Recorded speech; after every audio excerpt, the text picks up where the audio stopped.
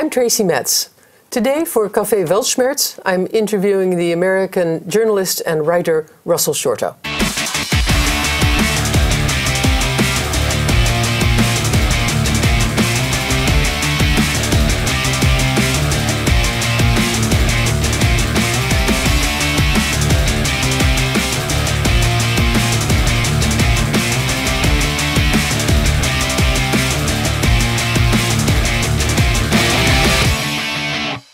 Russell Shorto, welcome to Café Weltschmerz. Thank you, Tracy. Happy to be here. Let me introduce myself first. My name is Tracy Metz. I'm your successor as the director of the John Adams Institute, which is an independent foundation that brings the best and the brightest of American thinking to the Netherlands. So today you are the best and the brightest of American thinking. God help us. Russell, you are a journalist and a writer. You attained worldwide fame with your book on New Amsterdam, the Dutch colony New Amsterdam, which later became New York, Island at the Center of the World. And then later your book on Amsterdam, A History of the World's Most Liberal City. And you're working on a new book, which we'll talk about later. We met when I moderated the event that you did for the John Adams when your book on New Amsterdam came out in 2005. And we've kept touch ever since, yes. Have become friends, and I'm really happy to see you here. I'm always happy to see you. Well, let's start with how things are in America now. I think to the surprise of many, Donald Trump was elected president, and it's been a roller coaster ever since. What is your take on Trump, Russell? Well, it's been a roller coaster that's going straight down. I mean, there are not many ups. It's frightening. It's a scary moment in American history. I don't think there's ever been a darker moment in American history, frankly, including the Civil War. I think it's a frank assault on truth, on the idea of fact. It's a direct assault on the press, on the media, on the idea that there is value in having an independent media. And everyone is trying to figure out how best to deal with it. We can't avoid the fact that even though Trump did not win the popular vote, as far as we know, he doesn't agree with that, but as far as experts say, but nevertheless, millions of Americans voted for him. Sure. Do you think they're getting what they hoped for? You would have to ask them that. I think part of the work that has to be done now is understanding how it is that so many millions of people voted for someone who is, frankly, so unqualified to be president. I think part of the answer goes to 20, 30 years ago, there started to be this campaign to delegitimize the media, to create kind of an alternate universe on the right. And so you have people walking around now who are 30 years old who that's all they've ever known, if their attention was kind of pointed in that direction. So over that period of decades, then you've had these two steadily diverging realities in the American populace and the electorate, and Donald Trump is the result of that now. And it's, for a long time people sort of smugly, chuckled at the idea of this alternate universe, but now they have to deal with it head on. I'm very curious to see how the relationship between Trump and the cities will develop, because as we know, over 70% of the American population lives either in cities or in the larger metropolitan area. Cities generate over 80% of the nation's gross national product. That's where people live. That's where the money comes from. Cities are the most important networks that really any country has now. And yet, Donald Trump is the president of the countryside. And he has threatened the sanctuary cities that want to protect their illegal immigrants from being hunted down by the authorities. Yeah. He's threatened to withdraw federal funding if they don't cooperate with his policy of hunting down illegal aliens and turning them over to the authorities. how the country seems at loggerheads in that respect. Yeah, well, I think there are a number of different kind of battlegrounds that are emerging and that will play out over the course of the coming months. One is what you say, the cities versus countryside, and blue states versus red states, and also states like California and New York, where the state governments have clearly begun setting themselves up as opposition, in opposition to Trump. So that has long been a dynamic in American history, but I think it will become more intensified. You know, there's this movement in California to secede. You know, one is tempted to say, well, that will never happen, but crazy things are happening every day now. So who's to say something like that doesn't happen? That the Californians have long said that they, mostly happily, have, given the way the economic system works in the U.S., have contributed greater than their share to the federal government, which then goes to support states which, by and large, have voted Republican. And the part of the argument for seceding is, well, if you want to do things this way, what if we just moved out and kept that money ourselves, and then you see how it works. So, so this breakdown of unthinkable till now, but as you say, crazy things are happening. I mean, I guess I would say it's unlikely to happen, but I don't know. And Cuomo, the governor of New York, is likewise positioning himself to be a real bulwark. So at the state levels, but then also the city of New York, for example, is clearly setting itself up in opposition. And then within that, you have these whispers that, well, what if Hillary Clinton were to run for mayor and polls were taken and she would beat Bill de Blasio, the Democratic mayor, were there a primary? So then you kind of envision, well, what would that look like if Hillary Clinton had a second round of kind of coming up against President Trump? I doubt that she wants to take that on, but who knows?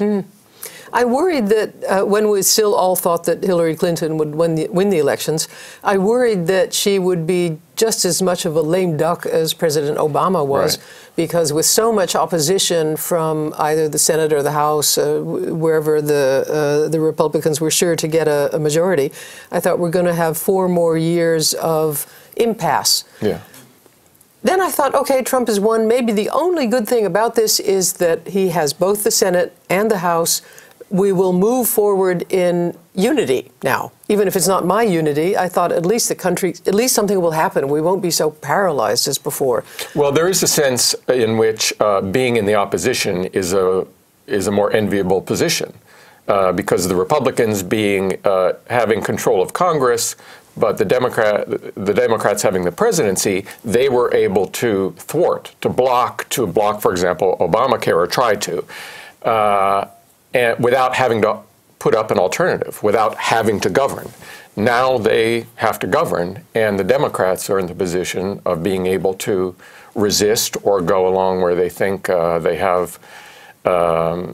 see an advantage. And I think the big debate among the Democrats in Congress has been between those who are saying, let's try to work and find those areas where we can agree. For example, Trump, unlike Republicans in the past, wants to rebuild the infrastructure in the country, which the Democrats have long been pushing for, but the Republicans blocked. So the Democrats are saying, now this is something we can work with them on. The other side, I think, listening to the base, you saw with the protests all over the world the day after the inauguration, the Democratic base has been saying, no, this is an illegitimate election as far as we're concerned, and we won't stand for you acting as though, okay, we're going to have four years where it's a normal situation and we will be the party out of power that will be the loyal opposition. We want a more aggressive resistance.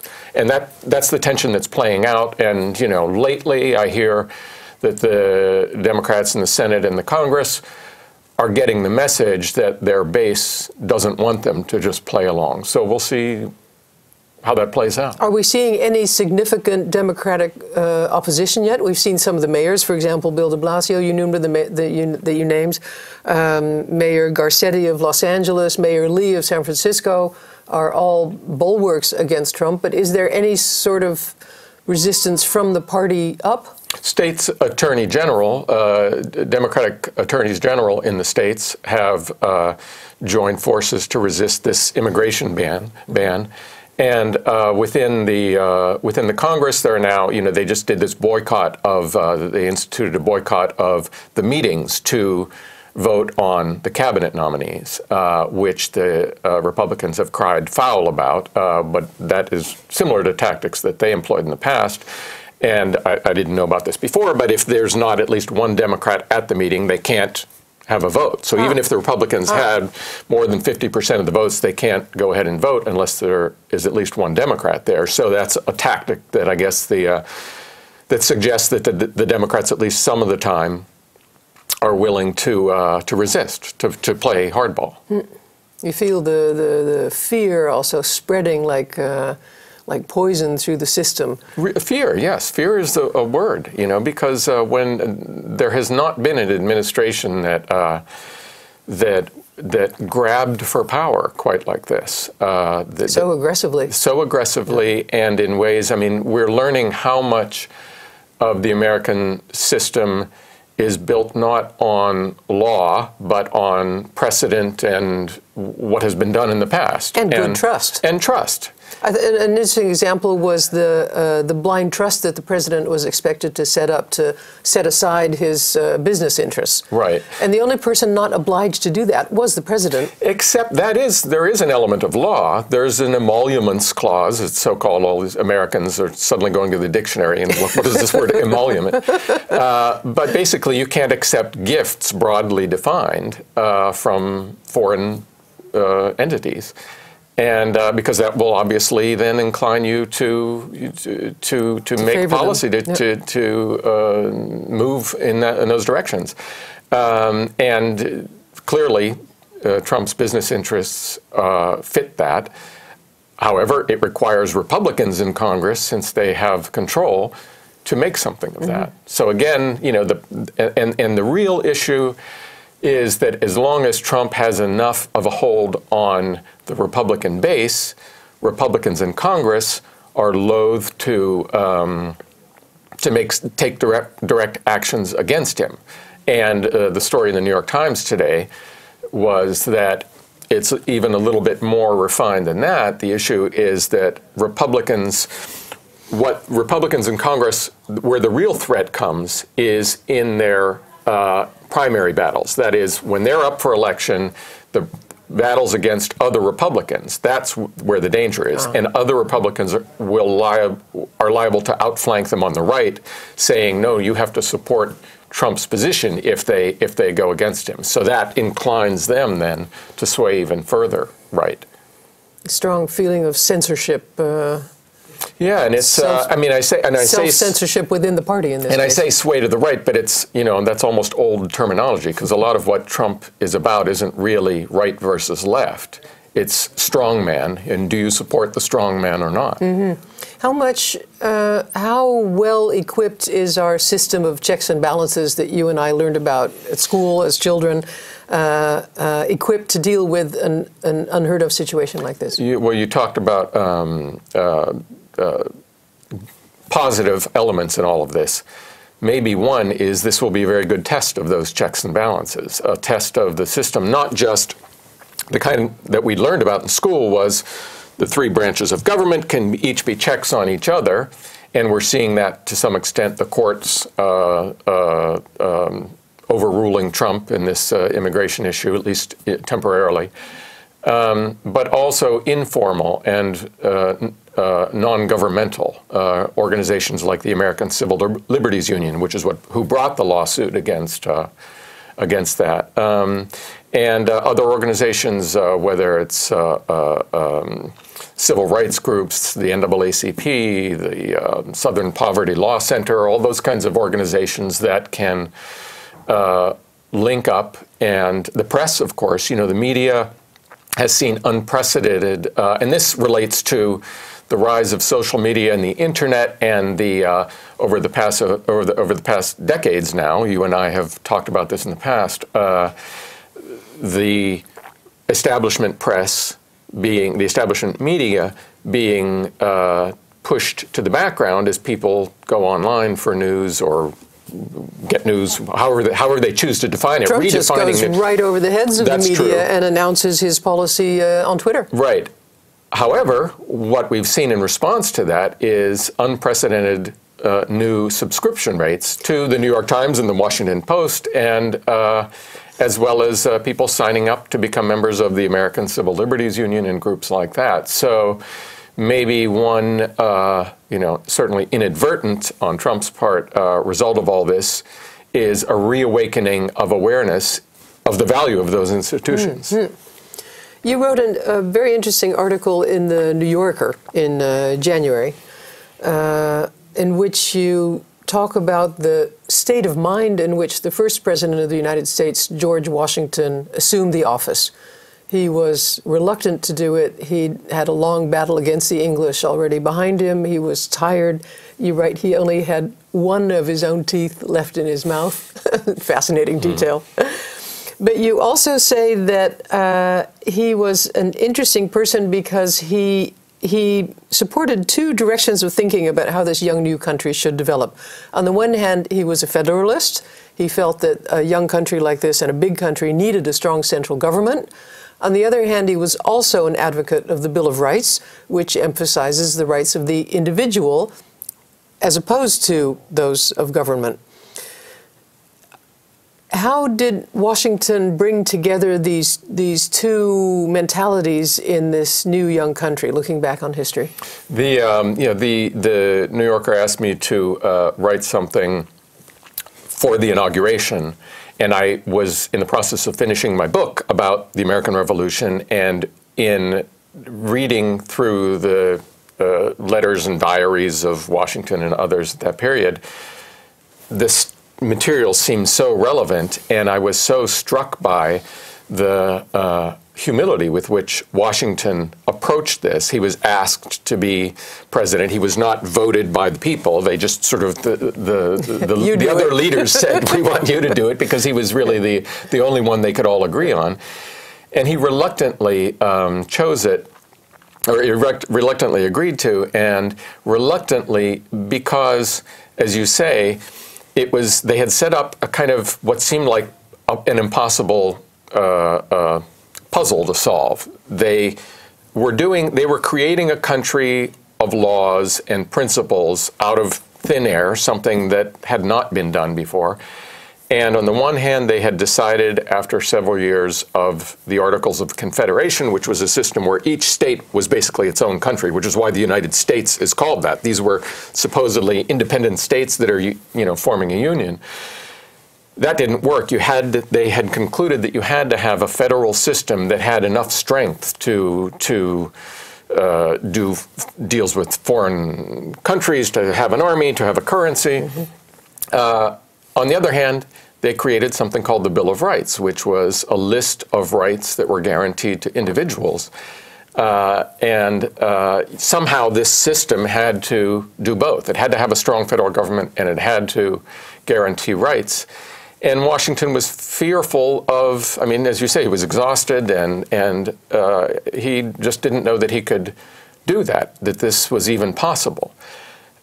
So he went to it, and, he was one who was, in terms of his personality, he was someone who often said, oh, I don't want it, when he actually did want it. But in this case, I think he really did not, because he wrote in his diary at length, about how fearful he was of this. So you compare that humility with this braggadocio and this swagger and this lack of interest in the past, in history, in precedent, in this foundation of morals on which it's all supposedly built, and that's really scary. And that Washington's approach, which then he set precedents in many ways, and one precedent he set that most presidents followed was this notion of, in trying to make that balance work, there is a built-in compassion for individuals. I am presiding. I'm the president. I'm not the king. I'm presiding. He didn't want to be called Your Excellency. Right. He wanted to be Mr. President. Right. And so I'm presiding temporarily over this, and it is a position that someone else will take after me, and I will do my best to manage. And that seemed, and then with the inauguration itself, that seemed strikingly in contrast to what we've got with Trump. One of the things in your article for The New Yorker that was really an eye-opener for me was the resistance to the Constitution from the people who were against this whole federal structure with a strong central government, because they felt that the Constitution came dangerously close to granting the president autocratic powers. Right. That sounds so ironic in the light of the powers that Trump is now where we are. Grabbing for himself. And the Anti-Federalists, they became the first opposition party, really, in the country. And one of their fears was the Constitution, the way it was written. They said, look, you've given all these powers to the federal government and to a president who sits on top of it, and you have these checks and balances, but if a president is enough of a arm twister to get the Senate to support whatever he does, he becomes a dictator. That's all he needs. Well, what does that tell us? And that now that Trump has the Senate and the House behind him. We fear that may be where we are today. What kind of president was John Adams, who was the second president of the U.S. after having come to the Netherlands and to France to get money for the revolution against England, and then succeeded Washington as the second president? How different was he from Washington? He was different. I think he tried, he came at it more aggressively, the presidency. But he had a very difficult task. He had the shoe, I mean, everyone believed that Washington was sort of the father and the founder and the Willem de Zwijger of the era. And so Adams had to follow in that wake, and he was a one-term president, and he was seen as not terribly successful. And among the issues that he had to deal with are, again, things that we are facing now. He decreed that it was necessary to, and followers decreed that it was necessary at times to limit freedoms, freedom of the press, freedom of speech. Declared that it would be illegal to write against the government. And that then had to go to the courts to be tested and was found to be unconstitutional. So you might say that it began this process, this long process of pushing up against or going beyond the limits of what's in the law, and then having to have one of the other branches of government push back. Was John Adams less successful as a president because Washington's shoes were so big to fill, or because the country was finally finding its feet and all these powers were working against one another? All of those things. In addition, it's not the case that the United States won its independence from Britain and then Britain went away. There were still a lot of issues. There was another war with them. And so that continued to be an overarching problem, and one that got into these questions of, if I as president want to prosecute this the right way, then I need to have freedom to act, and that means if you newspapers are writing against me, then I have a right to put you out of business, that kind of thing. One of the less glorious aspects of John Adams' term as president. It was unsavory, but I think practically any era that you look into, I mean, this will have its unsavory aspects. Which is I think one reason to step back a little bit from being on the crisis mode, full crisis mode today, because there are often times in history, in American history, in Dutch history, whenever, where it feels like we've never been here before and we're about to tip into the abyss, and so there's a certain resilience in a country that's been around this long. So there is hope that, there are ways to, this particular crisis. But you said just now that you thought there had never been a darker period in American history than now. But then I'm giving you my internal monologue. This is when I'm lying in bed at night. I'll say there's never been a darker time, but then you say, look at all these, thoughtful, well-intentioned people who have resources, who've got money, who are, in positions of authority, who are they're scrambling. They're trying to find ways to solve this crisis. The fact is, we don't know what direction it'll go. We don't know that he won't be impeached 6 months from now. But there is some, and again, I'm talking to myself as much as I'm talking to you, but there are some reasons for hope. I spoke to someone this week and told them that the John Adams Institute is doing an event on the first 100 days of Trump, which is, of course, halted a significant period on May 1st. And the person said, well, if he's still around then. And I thought, oh, I'd never thought of it that way. Yeah. Yeah. I mean, the first week was so tumultuous. I mean, every week cannot be that tumultuous. I mean, how do you survive that? How do we all just kind of get through it? I guess, and one thing they may be banking on is that people will just turn off their televisions. Yes, and I have heard people say it's just too much. I can't follow it. I can't believe it. Yeah. I'm not gonna watch it anymore. Yeah. Which to me is perhaps even more terrifying spin-off. Then they can do what they want. Yeah, because then nobody's looking anymore. They're tired. They're beaten down. Can't be bothered. Can't do anything about it anyway. These protests have been that have been going on all over the country first right after the inauguration, and then with this crackdown on immigration are a very hopeful sign. But people have lives to live, and maybe they don't. There's a certain amount of energy you have at that moment, but then maybe it peters out. You say, I'm too exhausted to keep doing this. We can't live every day like the morning after the inauguration when we all woke up early in the morning and looked at our phones and thought, this is reality. This is reality. Yeah. As we look back a bit in history, I want to talk about your book, The Island at the Center of the World, Russell. The subtitle is The Untold Story of Dutch Manhattan and the Founding of New York. Little did you know that this book would really change the course of your life, huh? You have become the expert on this, the go-to man on the history of American and Dutch relations. And this book will never let you go. Well, I just want to say that there are people who are more expert in the material than I am. And I am a writer of nonfiction, commercial nonfiction. There are people who devote their lives to, one section of that work. So I'm not the expert. But I mean, if you write a book that captures people in a certain way, I have to say, anytime I've gotten the 1,000th email from some Dutch American who has a question about their ancestor, and I kind of sigh, but then I say, this is such a good problem, So I answer everyone, and I, give as full an answer as I can because, that's what you want. You want to be read. Yeah. Well, it's the riveting story. It's a wonderful story. It's just in itself a wonderful story about New Amsterdam, the Dutch colony before Manhattan was sold to the British and became New York. And the thesis of your book at the end is that it's New York became the city that it is and the global metropolis that it is thanks to the Dutch values that it inherited from New Amsterdam, including the Bill of Rights. Just one quote that supports your statement about the Dutch values that imbued New York. Of course, when the Bill of Rights was adopted in 1791, which we were just talking about, no one looked to the Dutch-led colony that had thrived little over a century earlier as having a hand in it. I had never stopped to think that the Dutch had a hand in something as American as the Bill of Rights.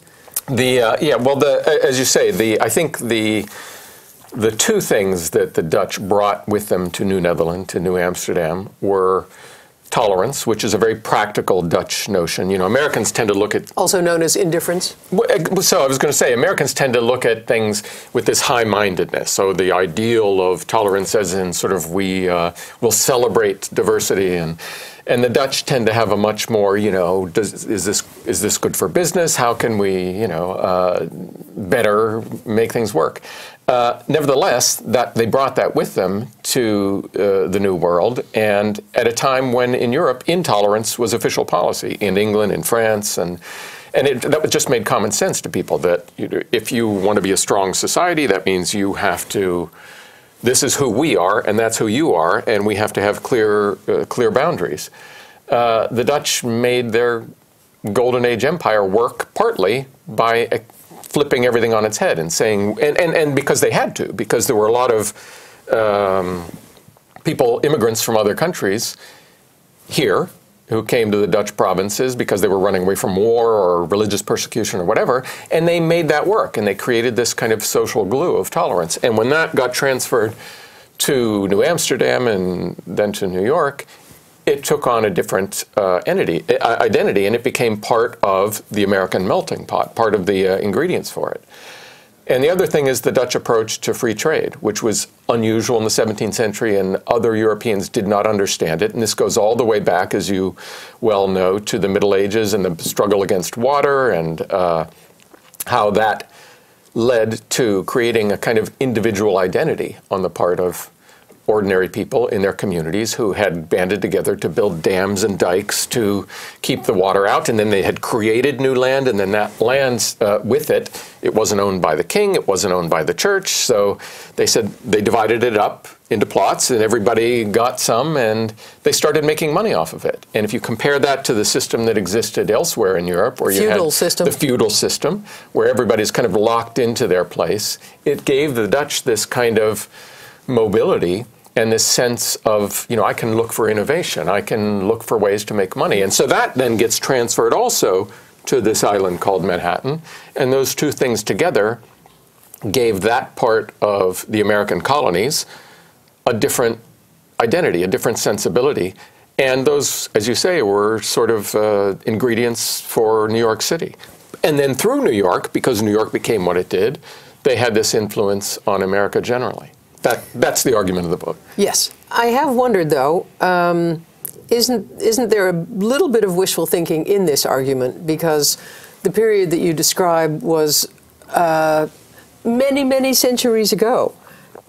To what extent can a mentality like this or an approach survive all the various changes of government, changes of system, of president, and still be this tangible element in the character of a huge city like New York 3-4 centuries later? Yeah, no, that's totally fair point. I think what I do in a nutshell in my books is I try to follow ideas. I'm interested in the history of ideas, and it's really an impossible task. You know, how do you prove, how do you show that this idea gets transferred there and then becomes, well, you follow threads and you look at the results and you lay it in front of people. And yes, there are 1,000 or 1,000,000 other factors involved, and you don't deny those. But what you're doing, even though it's an impossible task, I think it's worth doing. And you get something out of it, and the reader perhaps gets something out of it and disagrees with you in part, or says you're overplaying this, or, you know, all that is part of the great ebb and flow of ideas. And the reader has certainly got a lot out of it, because how many million copies have you sold of this book now? Not millions, but hundreds of thousands. Well, congratulations. That's wonderful. Speaking of the history of ideas, I wanted to address your book on Amsterdam, which was also a huge success.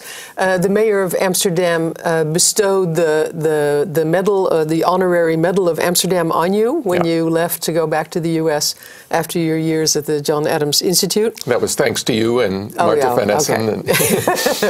Okay. Amsterdam, a history of the world's most liberal city. Tell me first about what that liberalism entailed, and then tell me what that liberalism means now as you see the Netherlands also being influenced by the wave of populism washing over the U.S. and Europe. I intended it as a little bit of a play on the idea of that outsiders have of the Netherlands and of Amsterdam in particular, that it is the place associated with the red light district and coffee shops, and so liberal in that kind of loose sense, but more seriously liberal in the Latin meaning of the term freedom, having to do with a philosophy of individual freedom, and that comes into being in a unique way in Dutch cities, starting in the 1400s and 1500s, and as we said, it relates to notions like gedogen and the idea that you can have it both ways. You can make something against the law, but then disregard it. We're good at that. So there are a lot of different ways that the Dutch have played that, and that is apparent in those very obvious ways that a visitor to the red light district of Amsterdam sees, but also in much broader, more important ways, like the development of ideas that that then go across the English Channel and influence people like John Locke, and that have to do with notions of tolerance and kind of putting those into a philosophy, into a systematic philosophy. And an institutional structure, not just an idea, but a set of laws. And from there into an institutional structure, yeah. So, so I tried to kind of have it both ways myself in writing about kind of liberal in a high-minded sense and as well as at the street level.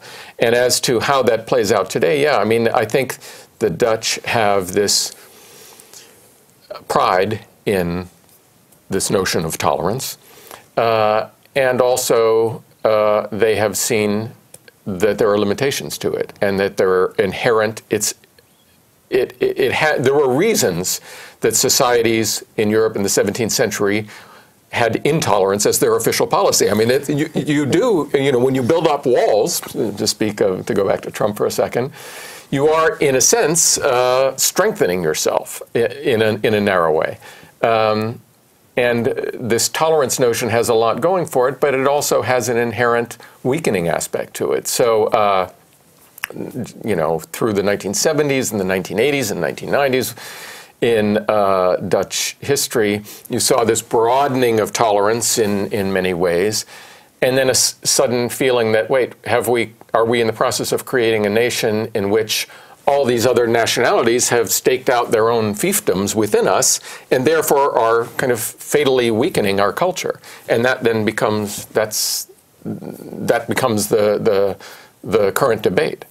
And how do you see this tradition of liberalism developing as we see populism becoming more and more the flavor du jour, also in the Netherlands? Yes, in the Netherlands, all across Europe. You know, I think it's important to look at the past, to look at history, but it can't tell us the future. We don't know what's going to happen in March or next year. And to what extent, you know, one thing I read recently, I forget where, a piece that was looking at, you know, people on the left tend to look at these populisms, these nationalistic movements across Europe and in the U.S. and elsewhere, and say as if it's some monolith. But in fact, if you're Marine Le Pen or you're Geert Wilders or whoever, something inherent in what you're doing is a sense that we are France or we are the Dutch. And therefore, it makes it difficult for them to work together in a really deep way. So while there's this broad current of something that's happening that's frankly frightening to people who believe in liberal democratic society, there may be, you know, inherent limits to how much of a kind of cohesive force that can become. Because these may be the new fiefdoms. Right, and that, the Wilders fiefdom and the Le Pen fiefdom. And, you know, one explanation for what's going on in the background between Putin and Trump is that Putin is trying to create those kinds of things. Because if everyone is divided up, if you don't have one strong NATO bloc, then it's easier for a strong man to become stronger. Mm-hmm. Thinking of Trump and Putin, I had to think of one of the new words I learned as Obama was leaving office, that his relationship with Joe Biden was called a bromance. Mm-hmm. Brother romance, bromance. And I thought maybe we can also call this a rapprochement between Trump and Putin a bromance. I don't know what the Russian word is for that. I don't either.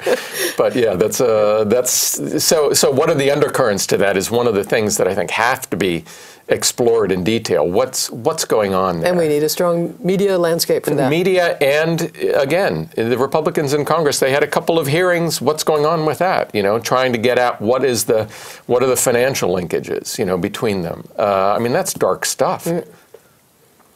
We have all seen in the years that you lived in Amsterdam, and also since you've left, you wrote a story about that also for the New York Times. We've seen Amsterdam changing, becoming more commercial, more touristy,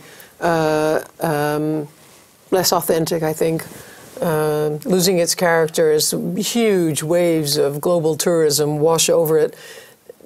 What's your take on changing Amsterdam? Is this the city that you wrote about in this book? I think it's still the city that I wrote about. And I think every place, it's a victim of success. I mean, Amsterdam is very popular, and it's popular because of this, its physical landscape, which, I should turn the tables and interview you about, but its physical landscape seems to embody these things.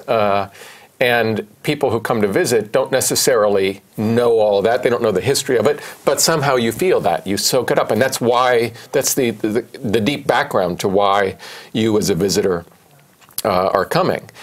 And then you become a victim of that because this is a village, as you've said. It's an urban village. And how does it maintain that growth in terms of not just tourists, but,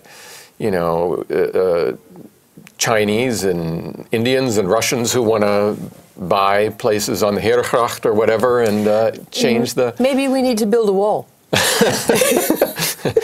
or a dike. Oh, we have lots of those already. Right. Yeah. Would you, given the way Amsterdam is changing and becoming more commercial, recently there was a headline in the Het Parool saying the rich and the Russians are buying up Amsterdam-Zuid. Would you move here again if life should bring you here? Sure, I may want an escape. Yeah.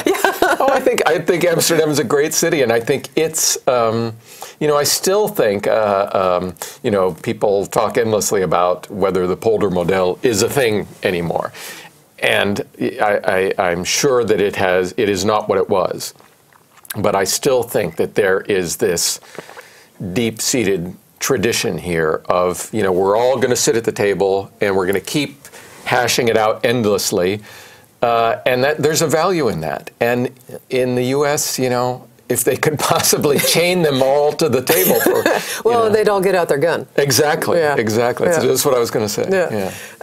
Let's move on finally to your new book, Russell. It's coming out in November. It's about the American Revolution. There's a lovely title called Revolution Song, A Story of American Freedom. I know you've been working on this book for a while. I'd like to hear what it's about and also to hear your take on how amazingly what a new topical relevance this book has acquired as the revolution comes into play in our thinking about our values and the foundation on which America was built. Yeah, when I started, I thought I was writing history, and now it feels much more You're writing relevant. for tomorrow. Yeah. So why the American Revolution? I think I came at it when I studied it in school. Those figures of the era, Thomas Jefferson and George Washington, all felt very flat to me. I couldn't really, engage. But working on the island at the center of the world, I came at it from the other end. I came at it through the 1600s. And that period, when I was working with those documents of the Dutch colony of New Netherland, that period felt so alive to me because I knew nothing about it. And then as I kind of moved forward in history from that to the next generation and then the next, I started to see the American Revolution from a different angle. And then I thought, well, there may be some new perspective you could bring on it, even though there have been a zillion books written about it. So the idea I had was to pick an array of people from the era and tell their life stories from birth to death. So one is a slave who buys his freedom and kind of forces his local community to recognize him as a force. One is a Native American. One is a woman whose father decides to fight with the British, and that changes the whole trajectory of her life. One is George Washington. Mm-hmm. One is a British aristocrat, and one is a shoemaker whose parents were Dutch and English. So he grows up speaking Dutch. So I get the Dutch angle in there. So I'm giving them all pretty much equal weight. So you're getting, through Washington, you're getting the traditional founding fathers perspective, but you're also equally getting the perspective of, in this case, a Seneca, an Iroquois Indian, and of a slave, and so on.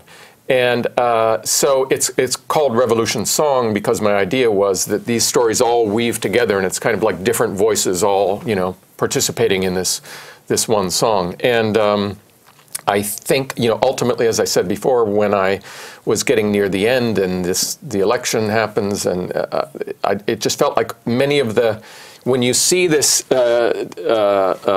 taking place in people's lives, these struggles are over the meaning of freedom, and you see the limitations of what it meant at the time, because here's this man, this slave who buys his own freedom. He said, well, you're not going to do it for me, I'm going to have to do it myself. And the struggles over freedom of the press and freedom of expression and religion, and suddenly all of these are at stake again. So and I think that happens over and over in American history. During the Civil War was basically an extension of the American Revolution. It was an extension of it was problems that had not been resolved, that they failed to resolve when they codified this nation. And they finally emerged, and maybe this is another instance of that. You mentioned in the beginning of our talk the idea in California that it might secede from the United States and become an independent nation. I don't know what you would call it. And then, of course, we saw the same thing with a large part of the country in the South, the southern states, the Confederacy, in the Civil War. Mm-hmm.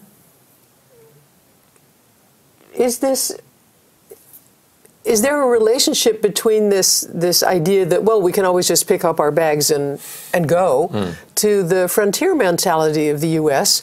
Well, if I don't feel free or I want to find a new source of income, I just pack my bag and drop everything behind me and go west, young man? I think that's a great question, and it does get at that, what we were just talking about, how Americans sort of have the opposite of the polar model. Instead of we're all in this together, there's a sense of like, well, I'm so annoyed at you, I'm out of here. I'm out of here, yeah. And in the case of the Civil War, you had this fairly neat geographic divide. And as you said at the top of the hour, it's not so neat now, because you've got the urban areas are basically one country, and the rest of the country is in a different, and maybe California and New York are, in there. So it's a complicated, it's a real mess, and somehow I think the fact is Americans are all in it together, and somehow they have to grapple with it, and it's coming to a head in a new kind of civil war, you might say. As you said, there have been a zillion books written about the American Revolution. I'm sure there are going to be a lot of people doing sort of subliminal fact-checking for you once it comes out. Mm-hmm. What can you add to that? Is it this multiple perspective approach that will make your book different from all those others? Well, I really see myself as a storyteller. I like to tell stories that are set in the past, and I think a story has strong characters, and typically they're in conflict with each other, and it's nonfiction, so everything is footnoted. So that's, I just wanted to, first of all, I wanted to tell a really good story from a fresh angle about the American Revolution. I think on top of that, there's some value, I hope there's some value in giving these different people from different walks of life equal footing. And in doing that, we think of the American Revolution being about freedom. Freedom usually meaning freedom from England and this notion of individual liberty and what that means. But also within that are these limitations having to do with slavery, and women's rights were, far in the future. But the female in the book, the female character, I call them characters, that's what she's struggling with her whole life, because there was, at that time, you had Mary Wollstonecraft in England wrote The Vindication of the Rights of Woman. So you had these beginnings of people saying, no, as a woman, I deserve certain things. I deserve education. I deserve, and so Margaret Moncrief is her name. She is someone who believed that, maybe foolishly, and her life ends up becoming a tragedy, essentially because she, in her youth, believed and on the strength of that marched out on her own, trying to forge her own path at a time when it was far too early to do that, hence the tragedy. So embedded in these stories are future events too, you might say, the civil rights movement, the women's rights movement and things. George Washington was, of course, a real person. Are the other figures in Revolution Song, are those also real people, or did you invent them? No, this is nonfiction. I write nonfiction, and they're all people. They had to be people from a variety of walks of life. They had to be people for whom there was enough source material that I could, there were enough letters or diaries or whatever. So I had to find people who, and then I wanted them to link up in some way or other. So there's this kind of organic linkage. It's not neat and tidy. If it were fiction, then I suppose I would all have them come together in some grand scene or something. That doesn't happen. But there are links, early in the book, these two meet, and then these two meet later, and so on. So that in a narrative sense, it feels like it's one story, then they all weave together. But they are all truly people, and they all had to be people who fascinated me. Even if I was repelled by them, they had to fascinate me. So they are very real people who did remarkable things. Most of them you've never heard of, but I hope that adds to the book. That will change once the book comes out. Final question, Russell. We've talked today a lot about the values underlying the two countries, the U.S. and the Netherlands, about their perceptions of freedom and the rights of the individual. Is there any fundamental difference between the mental definition of freedom that the Dutch have and that the Americans have? Yeah, I think the Americans are kind of hampered by this notion of my individual freedom, in the sense that what you were saying, I can just get up and leave the table, and I can, or we can secede. I think that has a real strength in it, but it has a downside too, and we're seeing that play out now with this. Throughout this whole election, I would think, having witnessed a number of elections in this country, I asked myself, well, how would that play out differently? And I think the way, for goodness sake, right at Trump repeatedly saying to his opponent, or referring to his opponent, lock her up. You can't do that in a civil society and be rewarded for it. And I can't imagine that happening here. I couldn't have imagined it happening in the U.S. too, but they seem to be willing to kind of explode past boundaries of civil society. We shall see. We shall see. Thank you, Russell Sherdow, for this Thank you, Tracy Metz. wonderful conversation.